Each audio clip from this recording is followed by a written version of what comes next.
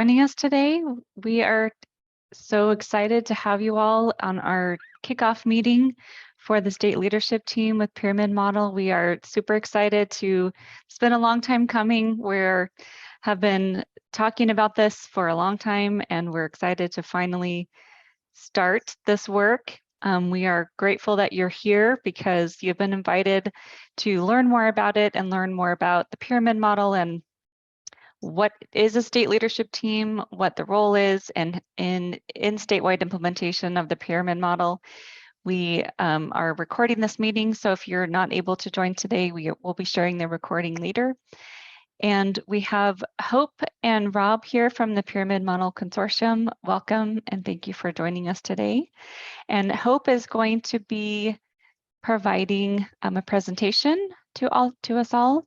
So Hope, if you are ready to share your screen and have that ready, we are welcome to have you. Thank you. Terrific. I wonder if people wouldn't mind just putting in the chat box your name and your role. That would help us get a sense of who's here. Oh, thank you, Rob. I didn't even think about introductions. So yes, please introduce yourself in the chat and let us know your name and your role and maybe what organization you're from as well. That's perfect. And while you're doing that, I'll say a little word about myself and then turn it over to Hope here. So let's see. My name is Rob Corso. I was the project coordinator when Pyramid Model was birthed way back in 2001 under federal funding from the U.S. Department of Ed and U.S. Department of Health and Human Services, or the Office of Head Start and Office of Child Care. So we had 13 years of federal funding under the grant called CEFL, Center on Social Emotional Foundations for Early Learning. There was a sister grant that U.S. Department of Education under Office of Special Education Programs funded called TAXI that developed the pyramid model. When those 13 years ended, we obviously hadn't solved all of the infant early child mental health challenging behavior issues here. So we launched a nonprofit to keep the work going in 2014. So the Pyramid Model Consortium is a nonprofit that was, I guess, 9 years back, developed when the federal funding ended. As some of you may know, federal funds did re-return. In 2017, the National Center on Pyramid Model Innovations was funded by U.S. Department of Education. Those 5 years all of a sudden are also up at the end of next month, but in the good news department, they got refunded for another 5 years here. So the Pyramid Model Consortium is a partner to that National Center. Just in terms of how those two work, the National Center creates materials and does some targeted TA for 1 or 2 states, and then the other 48 or 49 states, if they want that technical assistance, are stuck with me and Pyramid Model Consortium to provide that here. So it has been a 21-year journey. Arizona is going to be state number 36 that would create a leadership team. So we've learned a lot, learned a lot of what doesn't work, learned a lot of what does work, and really honed in on the model here. So we'll take full advantage of those lessons learned here from the first 35 states that have done similar work here. And Hope has been working with one of those 35 states. And I don't know, Hope, when did your pyramid model journey start? I'll use that as a segue to let you introduce yourself. 2010. So I am joining you from Minnesota, where all we talk about when we do introductions is the weather. And it's 78 degrees here in October, which is almost unheard of. So I am thrilled to have what's called a hot and blistery fall day for us here in Minnesota. I have been working here in Minnesota. I moved here in 2009 and started out my first year as an interagency specialist at the Department of Human Services. And when the pyramid model came to Minnesota in 2010, I started working with the project that was rolling that out. And we do a lot of other things, but one of my hats has been being the pyramid model content lead, where I get the pleasure of working with the state leadership team. I get the pleasure of working with actual implementation sites and trainers and coaches. So I have a lot of that lived experience that Rob was sharing that we've figured out throughout the course of years, made a lot of mistakes and learned a lot from the mistakes that we've made. And the beauty of coming in now is that you've got 36, 35 other states that have been at this for whether it's been 10 years or 5 years or 1 year, but you are joining an incredible community. We are all in it together. States work together, collaborate together. And that's one of the beauties of it. So I am thrilled to be here with you and look forward to getting to know many of you more. Apparently, I think there's been 1 or 2 of you that joined our session at the National Training Institute in April. I was also on another Zoom call around state leadership teams, I believe, with Tammy and Erica. So it's nice to see you ladies again. And with that being said, I guess I'll go ahead and get started. I believe we have an hour together today. So we have quite a bit of content to get through, but we want to make sure that we answer your questions as we go. So if you have questions, please feel free to raise your hand or put those questions in the chat box, and somebody will likely let me know that there's a question, because I likely will not see that. I get carried away talking and don't always pay attention to the chat box. I'll monitor the chat here. Hope so. By all Awesome. means, if that's easier, raise your hand. You guys got the Zoom thing down here. Throw it in the chat. We'll make sure. But it'd be a much more fun hour if you ask some questions along the way. So no need to save them till the end. Yes, you do not want me talking at you for an hour, and I don't want to talk at you for an hour straight either. So with that, we are going to get rocking and rolling here. So this is the pyramid model. Hopefully you have probably seen this visual by now. And if not, no worries. We are going to introduce the pyramid model to you today. One of the most important things to know about the pyramid model is that this is a framework. It is not a curricula. One of the biggest myths is that the pyramid model is a social emotional curriculum. That it is not. It is a framework of the evidence-based practices that we know promote the healthy social emotional development of all children between the ages of birth to 5. And you'll notice that we have 3 tiers here, all that stand up on the bottom tier, which is the effective workforce. And so we're not going to go through all of the tiers right now today, but just know that we've got these 3 tiers. The pyramid model is rolled out throughout the strategies that are embedded within these 3 tiers of learning. But once again, the strongest foundation is the effective workforce. So how are we training our workforce around these strategies so that they can implement these strategies? And this framework really provides guidance for early childhood special education programs, Head Start programs, childcare programs, early intervention professionals, and other professionals as well. Rob already shared how the pyramid model was created and how it started, but there has been now over a decade of evaluation data that shows that it is a very effective and sound framework for the early care and education workforce. So that's the pyramid model. And I believe the number is 36, Rob shared. There are 36 states now, or is it 37? Somehow I thought I counted 36, but I went ahead and got bold. Wyoming and Kentucky are gonna, I think, come on board in the next month here. So I went and shaded them in. I cheated. There's actually 38 with those 2 shaded in.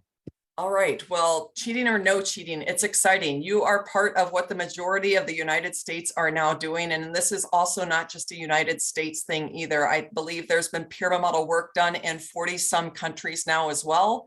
There were some countries on the list when the original list was shared at the national conference in April that I didn't even recognize or know where they were. So pyramid model is going international now as well.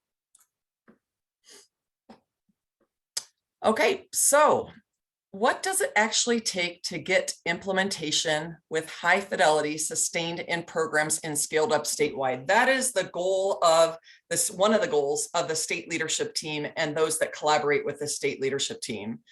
And when we say fidelity, what does fidelity mean? To us, fidelity means that we are implementing the pyramid model practices the way they were designed to be implemented and within the systems that were designed to create the infrastructure for that to happen. And when we say sustained, what we're actually meaning is that we're not just going to, train folks for 2 years. This is what Minnesota did back in 2010. We said 2 years is a good amount of time. You're going to get support and you're going to scale up and sustain these practices. Didn't happen. Those programs were no longer sustaining those practices once our state leadership team and our structures were removed from them.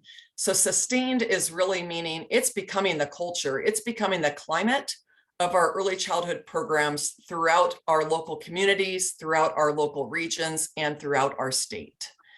And scaled up just means that eventually our goal is that we're scaling up to all of those early childhood programs and services that are available to families who have young children between the ages of birth to 5. It doesn't mean that we're going to start and we're going to launch this year with every single program out there. We're going to figure out as a state leadership team, who does it make sense to start with? And then over the course of the next several years and long term, what's it going to take to get these practices scaled up across the state throughout all of those programs that are impacting young children and their families? All right, so what is the magic formula for success? There are 3 components that all need to be in place for this to happen. The first component is effective and socially valid practices. These practices are already packaged and available for you. The pyramid model practices that are installed at each of those 3 tiers of the pyramid model are those validated practices that have evidence base and a research base behind them. The next component we're looking at is effective implementation methods. So this is trying to figure out what are the methods that we're going to use to actually support those practices being installed and sustained at the local level, at the implementation level. And then the third component is implementation supports. So what supports are needed?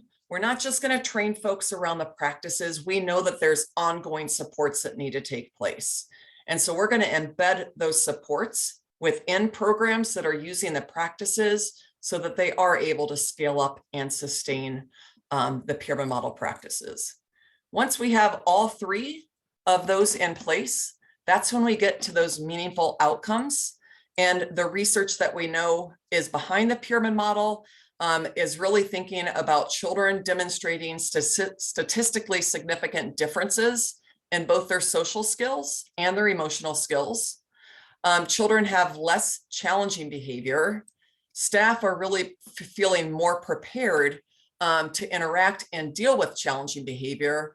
And then, of course, not leaving out the parents and the caregivers. That is a critical component of pyramid model implementation.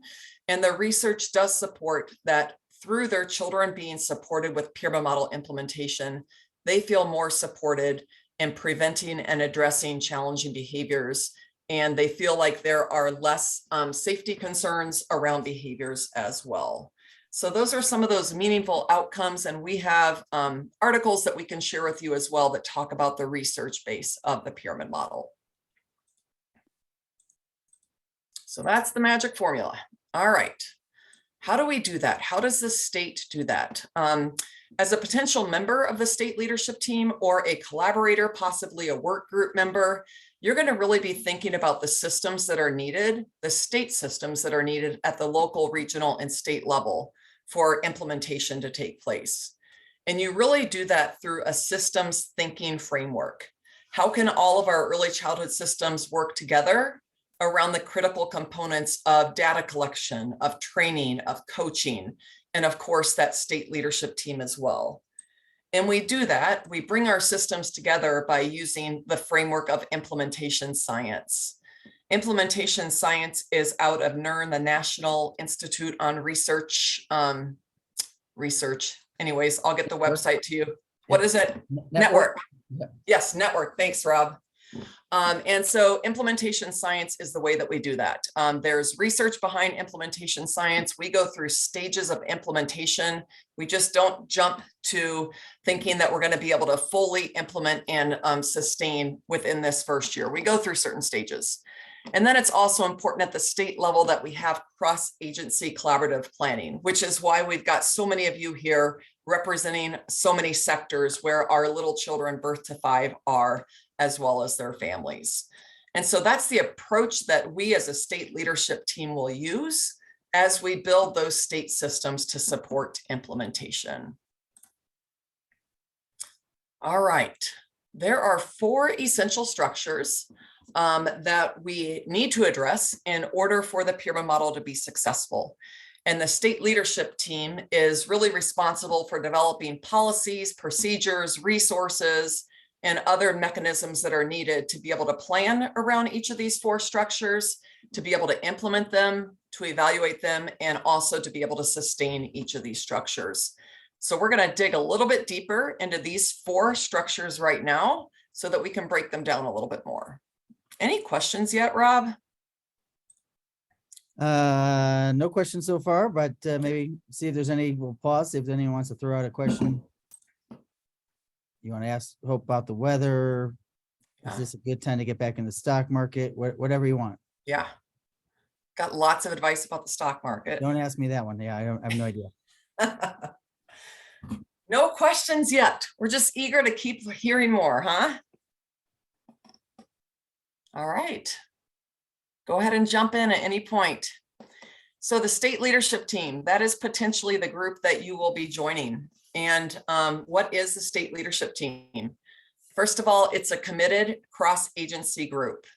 What states agree to when they are scaling up the pyramid model is that we are trying to get the pyramid model in all early childhood sectors. And thus we need all agencies represented at the table.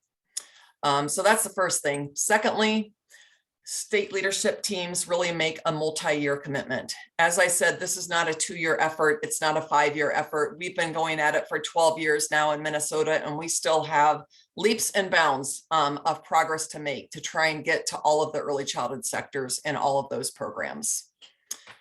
Generally, state leadership teams meet on a monthly basis. I believe in some states, those meetings are half a day. In other states, they're full day meetings, just depending on the capacity of team members. But this is an ongoing commitment where there will be monthly interactions, monthly meetings, and likely communication in between those meetings as well.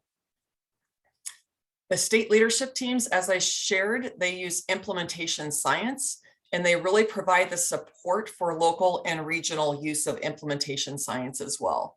When I'm having conversations with our state leadership team here in Minnesota, I like to frequently remind our entire team, including myself, that our job is to really make implementation at the site and program level easier.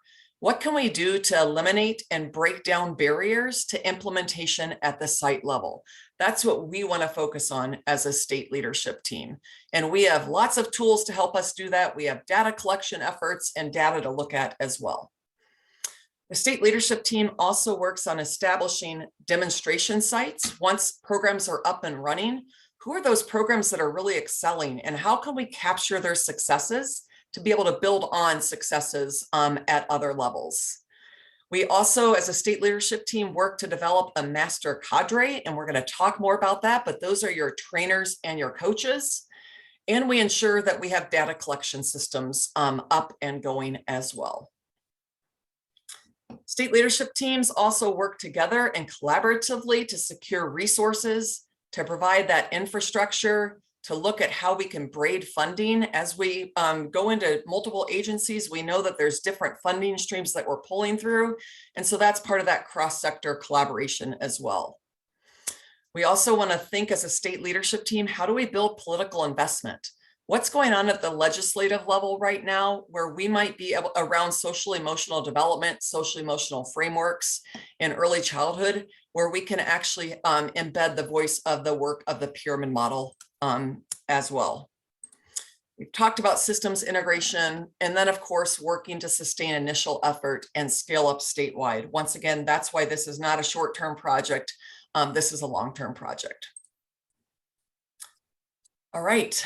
Before we leave that, Hope, I just wanted to add, social emotional is in all of our deliverables. So it's that one thing that's the most natural thing to, whether it's Part C or 619 or McV or Head Start, we all have social emotional in our deliverables, and none of us have enough capacity to meet the complex needs that kids and families are bringing to our programs alone here. So of all these things, and I know before we started the call here, people were joining from one Zoom call to the next, but of all the things that really are built for a cross-sector team, something that we can do more together, better together, is probably this part of the work here. So the goal would be not one more thing to add to your plate, but the goal would be how you see the state leadership team already helping you achieve something that's a deliverable in your work. So that's the biggest, I think, most important part here, where this isn't just another meeting to add, but this is something that's going to help you meet your current deliverables in a more efficient way, or at least that would be the hope. Yeah. Such a good point, Rob. And I think that's another lesson learned for us in Minnesota as well. We have efforts going on around training and coaching and all these different siloed sectors. We had to really learn to come together and figure out, how can we share our resources? How can we build a cross-sector tool of trainers, of coaches, to support that in happening? So the second essential structure is a master cadre, which is a network of program coaches and trainers. I do like to point out that the skill set needed for coaches, program coaches, and trainers may be different. In some states, those are different roles, while in other states, a program coach is also a trainer. So we're going to talk about both of those. And first, we'll talk about the training aspect, which is the training and technical assistance providers.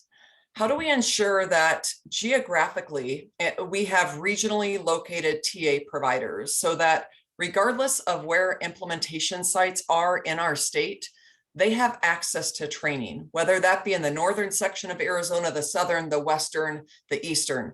We have amazing online trainings that are available now as well, which we'll talk about in a little bit, that break down some of those barriers and allowing staff to travel to training. But we do want to make sure that we've got support structures in place, regardless of geographically where folks are located. When thinking about trainers, we'll also want to think about who in your state already might have expertise in supporting social emotional development and skills, at providing professional development, providing technical assistance, who already are thinking about the principles of adult learning and how they're delivering that content as well.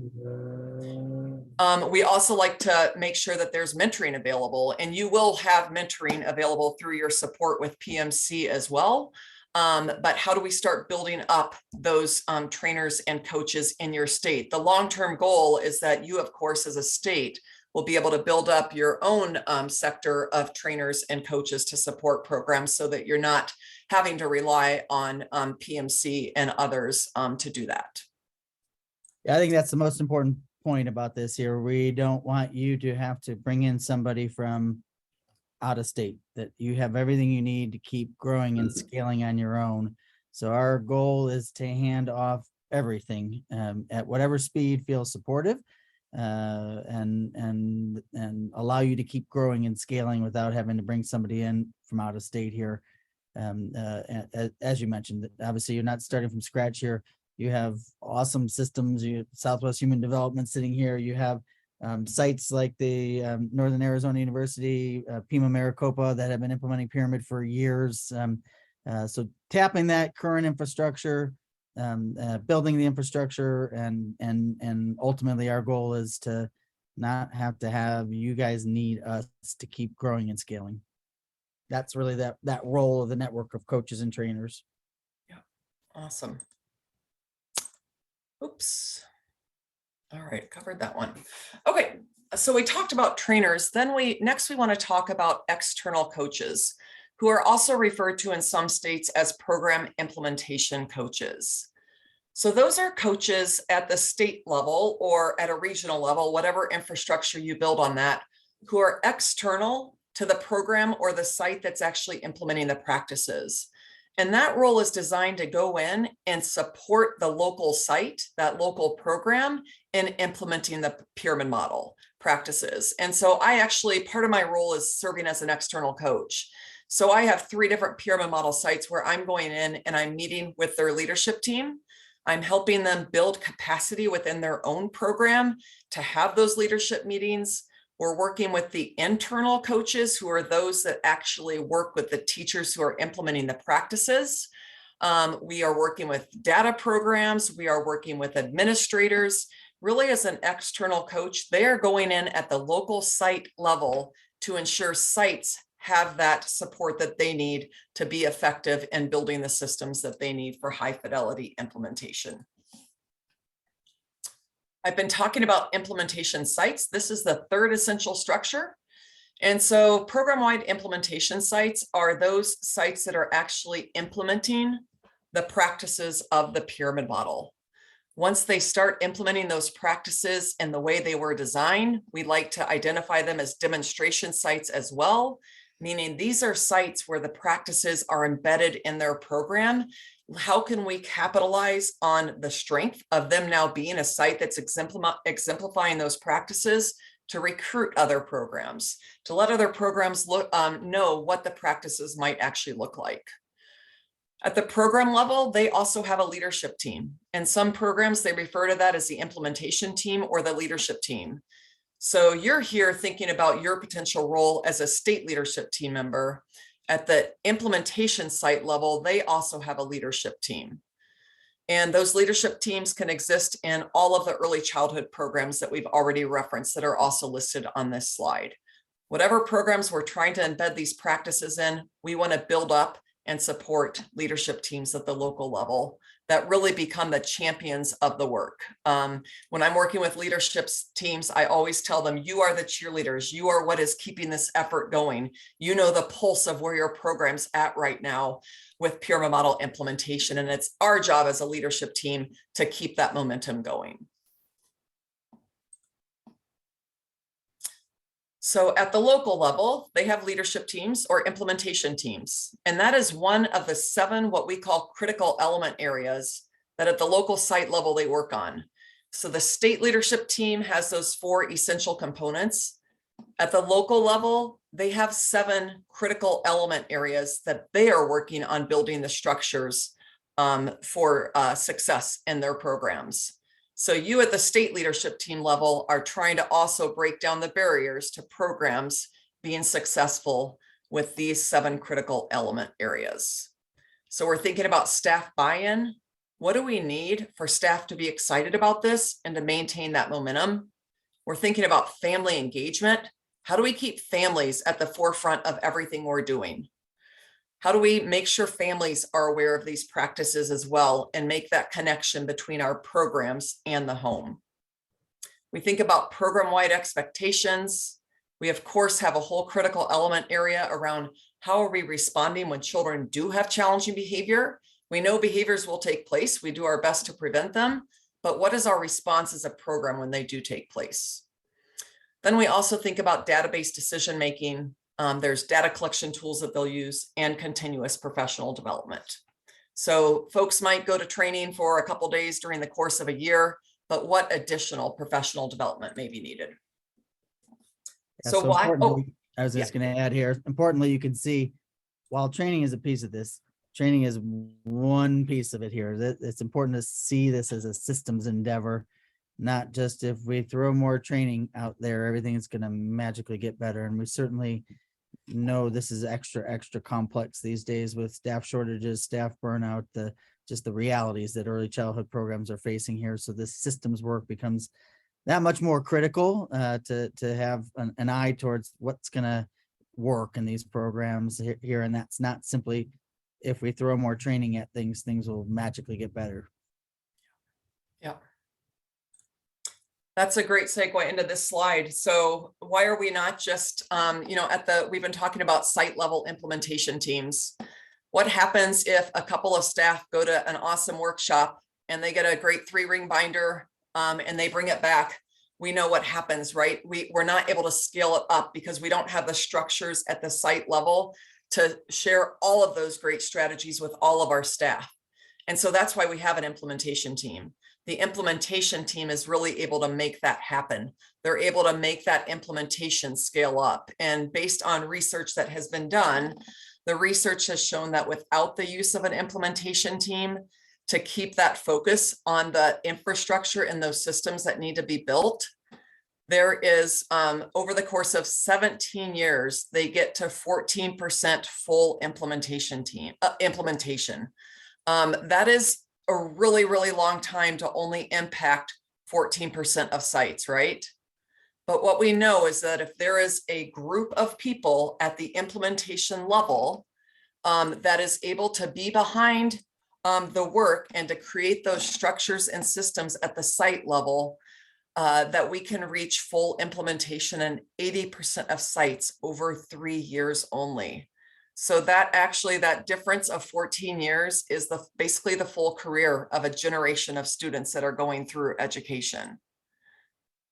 So I think we can all agree that based on this statistic alone, it makes sense at the local level to have those champions who are actually leading and guiding the efforts in the work. All right, so Rob mentioned training as one little component, right? We know that we do need to be trained. We need to know what those evidence-based practices are.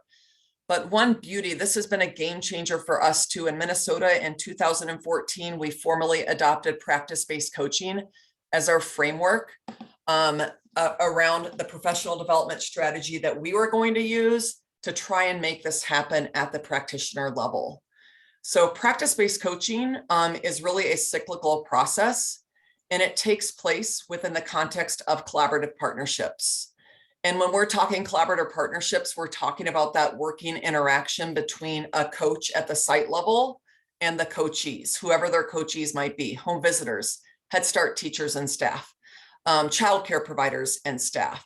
But really, the coaching becomes a safe space for coachees to ask questions, to talk about problems, to get feedback, to reflect on practice, and then, of course, to try new ideas. We know that this is where the growth really happens. When I, as a teacher, am able to sit down with a coach, whether it's an expert coach or a peer coach, and reflect on my practices based on when they came in to observe my practices, that's really when we get into those continuous cycles, that's where the magic happens. And that's where the research shows, I believe it was over the course of 16 cycles where you identify a goal, you're observed implementing that goal, and then you're able to reflect and receive feedback on that over 16 cycles, there's a statistical difference in teaching practices around social emotional skills. This is one of the two game changers for us in Minnesota. This and the use of implementation science made drastic changes. We also like to stress that practice-based coaching is not supervisory, it's not evaluative, it's really that safe space to just say, this is what I want to work on right now, and I appreciate you as a coach coming in and supporting me in doing that. We also know that Joyce and Showers have done research that shows that if we send folks to training, and in training they have the opportunity to practice a new skill and get feedback on it, there's 5% carryover into the classroom when they go back to their classroom that next Monday and start implementing. But if they have coaching following training, there's a 95% carryover rate of those practices actually taking place in the classroom. So this is, in my opinion, this is really where that magic happens at the teacher or practitioner level. And the fourth essential structure that state leadership teams really address is data-based decision-making. We have several data tools that we use through pyramid model implementation to help us hopefully reach those outcomes that we are hoping to get to. We only collect data that we are able to use, that we're able to summarize, that at the teacher level, they're able to look at and use to go through that plan, do, study, act cycle. What's working, what's not working, what might we need to tweak? And so we have data that's available at the coaching level, at the practitioner level, at the leadership team level, and then of course at the state level as well. So examples of what the data can be used for is looking at training needs. We know that we might be sending folks, or folks may be logging in to attend training around the content of the pyramid model, but there's additional professional development that's needed, and the data that we collect can help inform those needs. It can also help us figure out what are some programmatic changes that we need to make. Some of the teams that I've worked with, they've realized through looking at data that they really don't have a clear and effective structure to support children that really have the most persistent challenging behavior. They didn't realize that until they looked at some of their program-wide data. Data collection is not just once a year, we're going to look at data. It's really an ongoing basis. We want to be collecting data and looking at data on a regular basis, whether that's monthly, bi-monthly, quarterly, it really depends on the tool. And I don't know, Rob, I feel like I need to let you share about PIDS. PIDS has been created in the last 2 years, I believe, and is creating a beautiful online system for pyramid model implementation states to have data available. Yeah, certainly not required, but it is something Yeah. that's been hard for me to watch over the last 20 years of each state having to create their own data system and not having a tool or a resource to provide with the federal funds that New York got from their preschool development grant. They created what I've been on the lookout for 15 years, and they felt like it was federal funds and should be public domain. So really excited about this as a potential resource for Arizona to hold things that are pyramid and things that aren't pyramid. It's able to hold child outcome data, teaching strategies, goal, ages and stages questionnaire, stuff that's not pyramid data, but helps us understand the most important question: are we improving child outcomes? As well as all of the tools that we talked about, some tools for the leadership teams, coaching data, data around behavior incidents, that sort of thing. So and absolutely a possibility. We'll get deeper into that when the time comes here, but it's just a new tool that we're able to offer. And I think, a nice part about it is states have only been able to compare themselves to themselves over the year. This is an opportunity for states to get a sense of how is Arizona in comparison to other states. Right now, there's 11 states that are entering data into the national data system. There's another 10 that are in the exploration process here. So as we get deeper into it, we'll certainly be able to share more about this as a potential tool to consider if it makes sense for Arizona. And I'll just share that as a state that used Excel spreadsheets for 9 years, this is beautiful and amazing. I cannot tell you how painful using Excel sheets to collect data from 80 sites has been over the course of almost the last decade. So I shared already that there is research over a decade now of evaluation data that has shown that the pyramid model is really that sound framework. So there is an evidence base to it.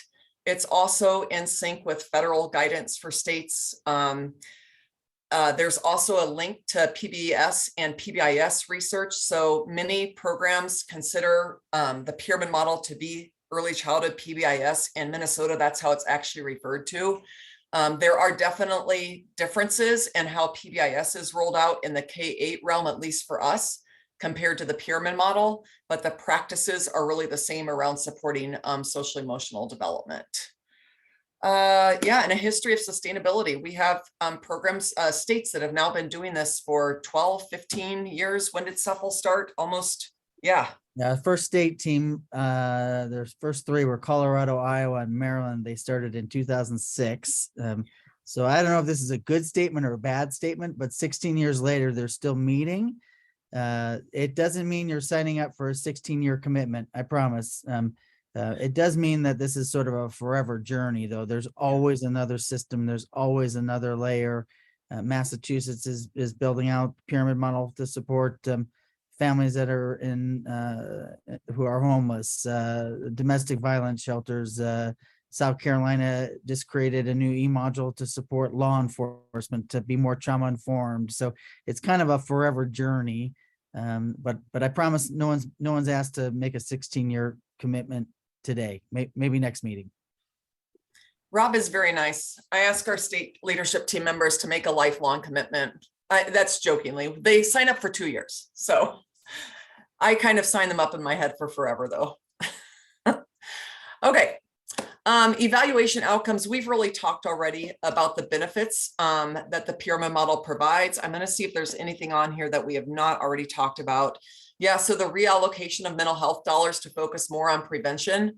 When we're able to decrease the incidences of challenging behavior and have children and families and staff more supported, there's additional dollars then that you're able to do something else with. I also did not mention the reduced staff attrition and increased staff job satisfaction. That has also been found through research as well. So this is really the why. Why would we not want to do this in our state? If these are the outcomes that we can anticipate, why would we not want to do it? So we have 2 articles. I know I shared one in advance of this gathering about a week or so ago, but these articles are available. We can share the links with you if you're interested. This just summarizes the randomized studies that have been done around the pyramid model practices. Rob did a beautiful job at the beginning talking about both NCPMI, the National Center for Pyramid Model Innovations, and the Pyramid Model Consortium.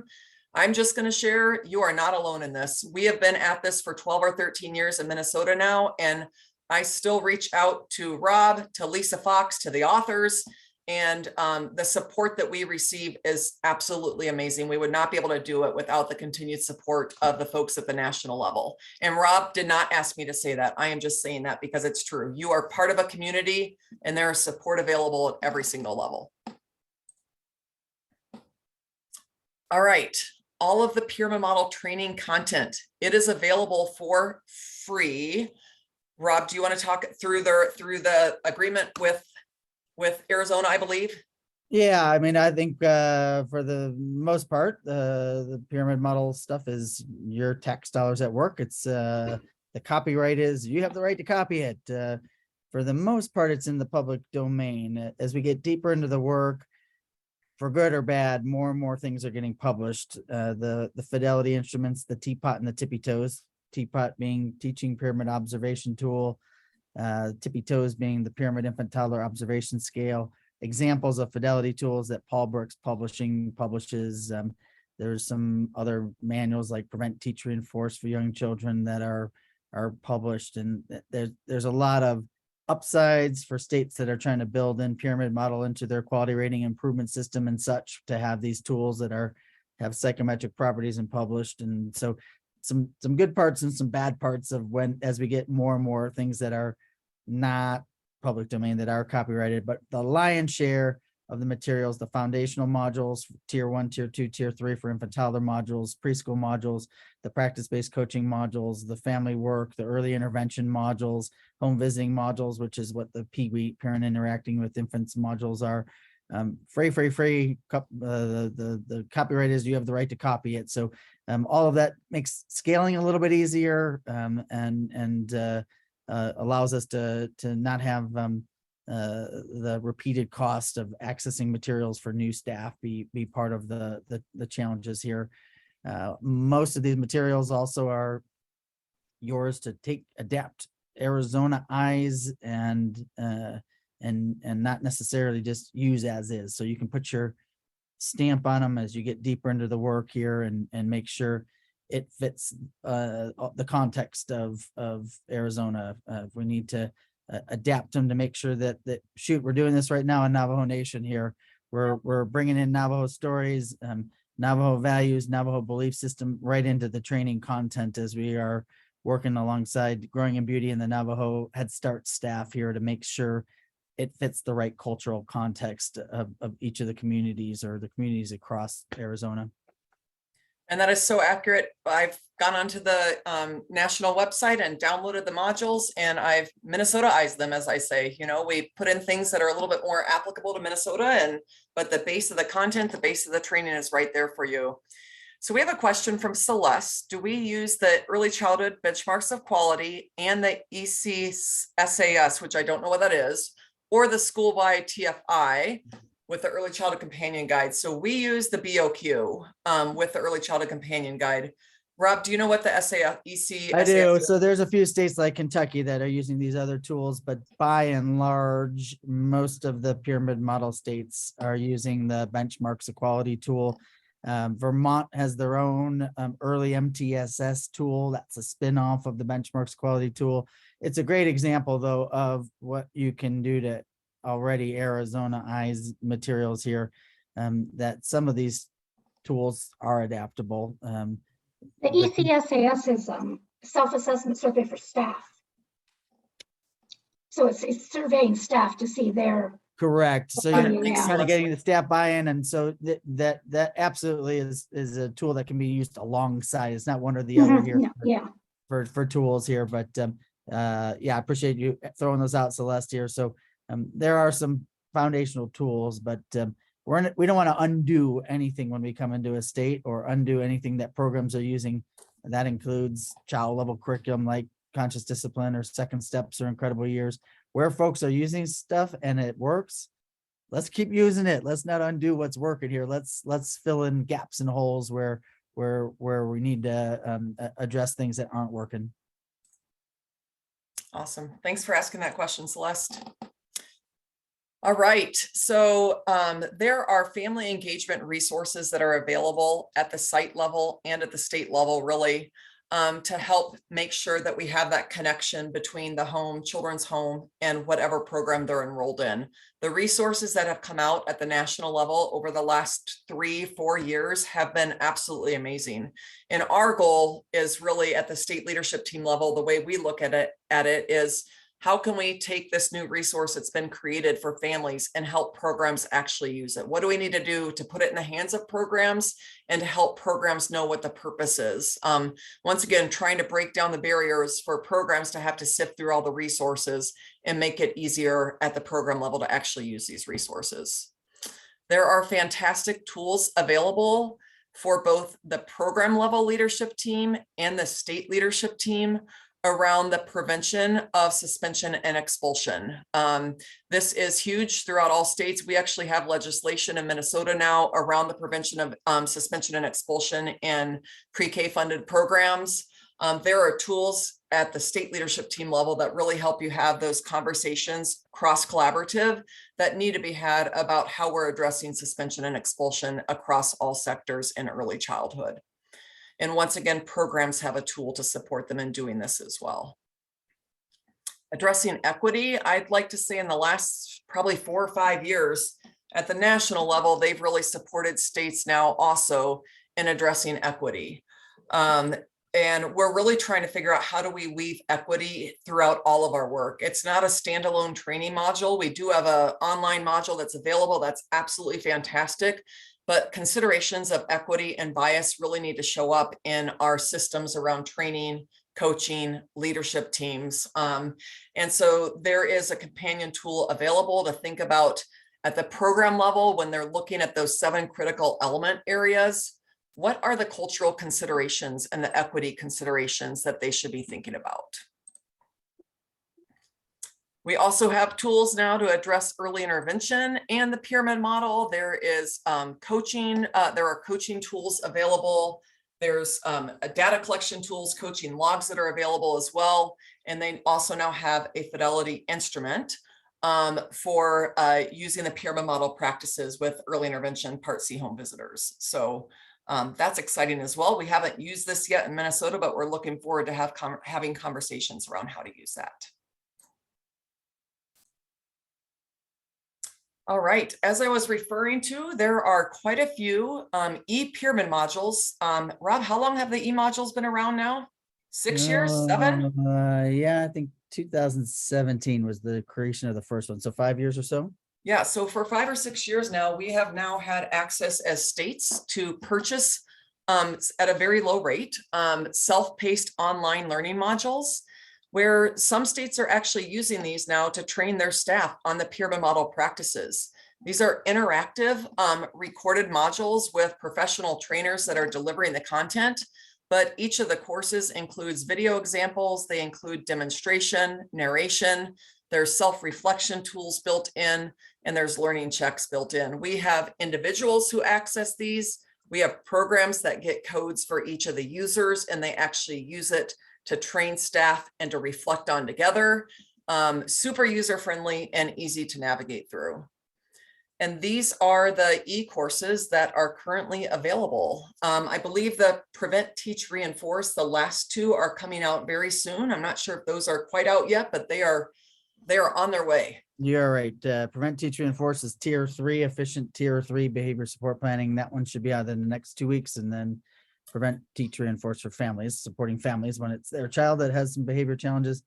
That will come out in mid-November. And we have nationally known experts who are providing content in many of these e-courses. So this is Dr. Rosemarie Allen. She has created the e-course around culturally responsive practices and implicit bias. For those of you that were at the National Training Institute conference, she was the keynote speaker. this year, and she is one of the experts around diversity, equity, and inclusion, specifically in early childhood throughout our country. We also have Dr. Neil Horan out of Georgetown University. He is the director of the Early Childhood Division at the Center for Child and Human Development.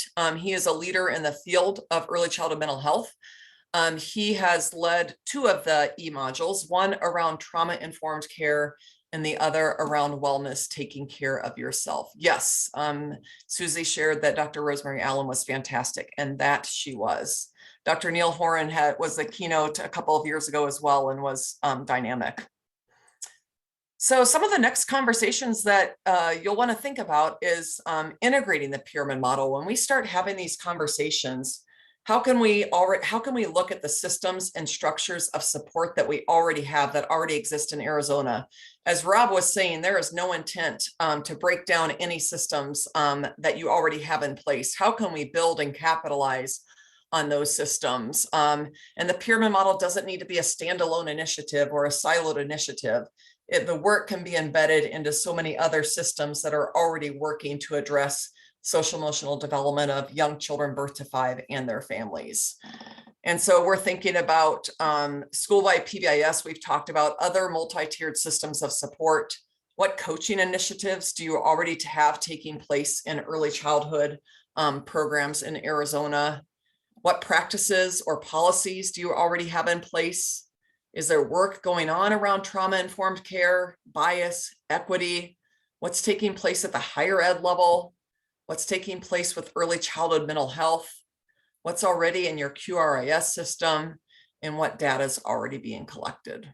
So those are some of the systems that you're going to want to think about when thinking about integrating the pyramid model. Okay, we have time left for additional questions, unless we wanted to talk through any other next steps first. I will turn it back to Rob or Brooke to figure out how we want to spend our last 5 minutes Yeah, together. I guess the big hope is that we gave you enough information that you know what you're saying yes to. If this is something that makes sense for you to be a part of the Arizona Pyramid Model State Leadership Team, we're eager to build a team. I think for the size of the state of Arizona, I guess 18-ish people would be a normal size state leadership team, trying to cover all of the sectors, all of the integration here. I would say during COVID, we've kind of learned how to do this a bit more efficiently, with kind of 2 hours a month being the regular commitment. And then maybe once a year or twice a year, there's a longer retreaty meeting where we get together and can do a little bit more than that. But we figured out how to do this so efficiently via Zoom that my guess is that even the new teams that could meet in person may still want to take advantage of the efficiencies of being on Zoom as probably the first starting point of the ask, with maybe an occasional longer meeting in person. I guess in terms of questions, though, the most important one is what else is still outstanding here in terms of, if somebody asked me if I want to be on this team, what do I need to know to be able to say yes? Or are you nuts? Or you said 16-year commitment. I don't have that kind of bandwidth. What can we fill in? Yeah, I think that was my question too. Like what is the sense of the group so far, and how are they feeling about what they've heard and their ability to join us or interest, and if they're not quite convinced yet, what will it take to get you on board? And anybody can, shout out, because I'm just interested in knowing what, we picked you all to be here for a reason and asked you to come. And so is you're thinking that this is something that you could join, or you think would be helpful? Hi, Ginger. Hi, Susie. I was just going to say, I think from an FTF perspective, we would be on board being a part of the state team. And I think it's, of course, of interest to us to participate. Awesome. Thank you. Yeah, this is Janet with the SHIN program. at the Department of Health Services, and the same, I guess, echo the same information Ginger shared. You know, we support the NAU IHD contract in Northern Arizona. So it's exciting to be able to tie some of that work and some of the practices that we've learned through supporting them on how to make sure that we incorporate those thoughts and that, you know, structure into whatever is happening on a statewide level, because we definitely see the benefits and a lot of opportunity. And so would love to be a part of that ongoing conversation. So thanks. So great. Thank you, Janet. And Bonnie has her hand raised. Bonnie, do you have a question? No, not a question, just kind of a comment. You know, I guess for the last 10 years or so, I've been focusing on health and nutrition, physical activity in early childhood. We are now venturing into social emotional a little bit as part of all over wellness, looking at adding a social emotional standard to the Empower program. And I also support the Go Knapsack program, and I know they're adding a social emotional module as well fairly soon. So I'm all in, and I invited myself. Actually, I wasn't invited, but I invited myself. So thanks. You already know I'm Ellen Susie. This I'm is glad you're I've been here. running this for years. I do the PBIS training at the state, and I'm part of the state advisory team for PBIS. So, and the whole advisory group has been wanting the pyramid model for years. So I'm glad to see it's finally going to take effect. Great. And I would say on behalf of the Division of Child Care at DES, supportive and want to be involved in the state leadership team with our work in collaboration with First Things First to expand the early childhood mental health consultation that is led by Southwest Human Development, as well as our prevention expulsion strategy that we have through the Division of Child Care, and really looking at the trauma-informed practice for our child care network across the board. Yeah, I mean, your group is a great example of where we have capacity already and how we could tap into existing groups to promote pyramid model practices around the state. So thanks, Michelle. Nice to see you. And I know Stacy and Melissa, my squares are a little different. With Melissa Busby recently joining, I know many of you know Melissa, but her work with the higher education can speak more to efforts that have been underway to support the social emotional development. And Stacy can speak to the Children's Equity Project partnership that we have at ASU. Great. Yeah, thanks, Michelle. Hi, everyone. I'm Melissa Busby. I'm excited to think about connections that we can make as we think about connecting other professional development working groups and how they can stay informed of the work of this leadership team, and also bringing in those higher education partners. I did pyramid training, it seems like 100 years ago, way back in the day when I was working in early childhood mental health, and it's exciting to see it being brought to the state on this bigger scale. So needed. It's a good time.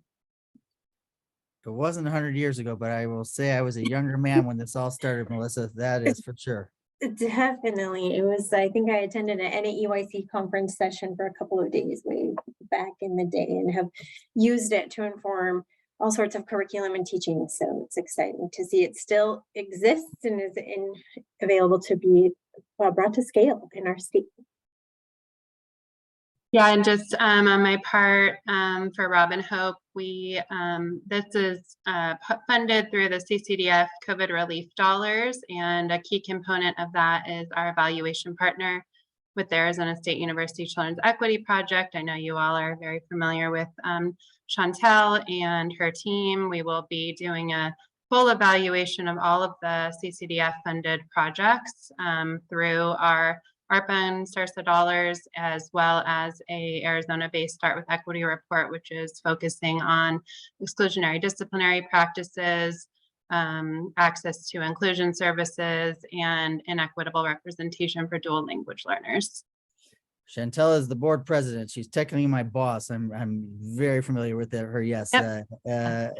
Lisa Gordon, Don Yazzie, both on our board. It is a veritable who's who of the Children's Equity Project on our board of directors. And Susie, on behalf of AZA, you know, I'm here for the Arizona Early Intervention Program. So I'm glad you're here, and I know these will be great things for all of our kids. All right, well, it is 3-ish, and so I know that people have other places. I know I have another meeting I have to go to, but and Brooke, I don't know, do you want to take it from here? Well, I don't have much else to add other than thank you to Hope, thank you to Rob, thank you to all of you for being here today. We know schedules are busy and it's difficult to make another meeting at the end of the afternoon, but we really, really appreciate your time. We look forward to seeing you again in future meetings. We are excited about this launch and are just excited to work with all of you and appreciate your time today. Terrific. Feel free to reach out to Hope or I if we can answer individual questions. Happy to do that as well.